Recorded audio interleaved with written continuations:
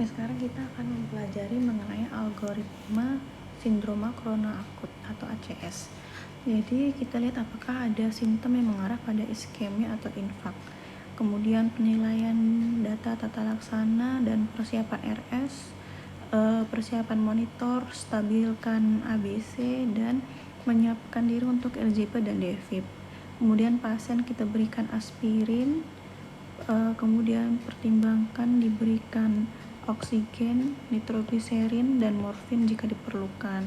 Periksa EKG 12 hadapan dan lihat apakah terdapat elevasi. Ini kalau misalkan kondisinya lagi di luar rumah sakit, informasikan RS yang dituju, catat waktu onset dan waktu kontak pertama dengan tim medis.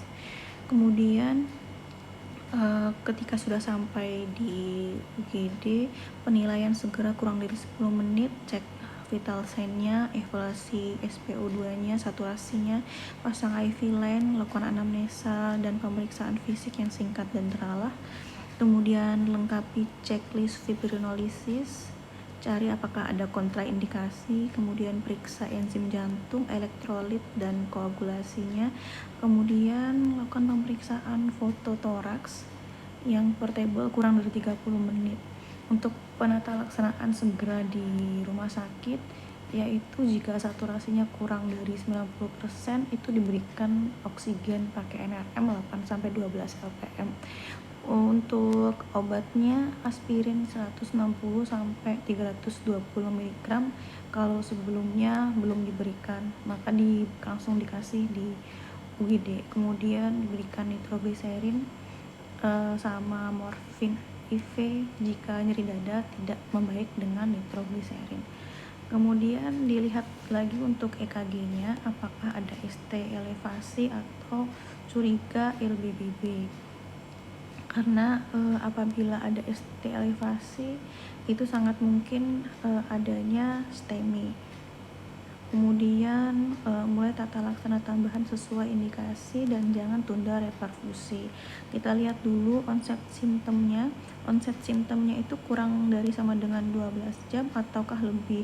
Kalau kurang dari 12 jam, maka strategi reperfusinya ditentukan keadaan pasien dan senter rumah sakitnya. Jadi targetnya itu kalau mau diberikan PCI kurang dari 90 menit, kalau fibrinolisisnya kurang dari 30 menit. Apabila onset simptomnya lebih dari 12 jam, kemudian dari troponinnya itu meningkat atau pasien resiko tinggi, kemudian kita pertimbangkan strategi invasif dini.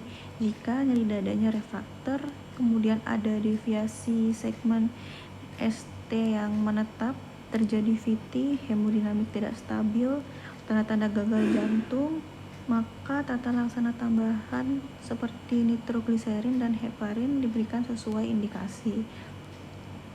Kemudian kita lihat apakah hasilnya ada ST depresi atau inversi gelombang T dinamis, maka sangat mungkin terdapat iskemi atau disebut juga NST-ACS,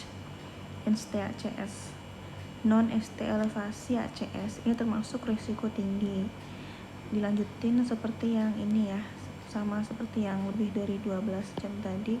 Kita cek troponinnya. Kalau misalkan troponinnya tinggi atau risiko tinggi, bisa dilihat di sini. Kemudian apabila hasil EKG-nya itu normal atau perubahan ST segmennya gelombangnya itu non diagnostik atau ACS risiko rendah intermediate, maka pertimbangkan perawatan di unit CSPEN untuk terapi lebih lanjut. Untuk terapi oralnya itu bisa diberikan CPG juga selain diberikan aspirin, itu dengan dosis 300-600 mg.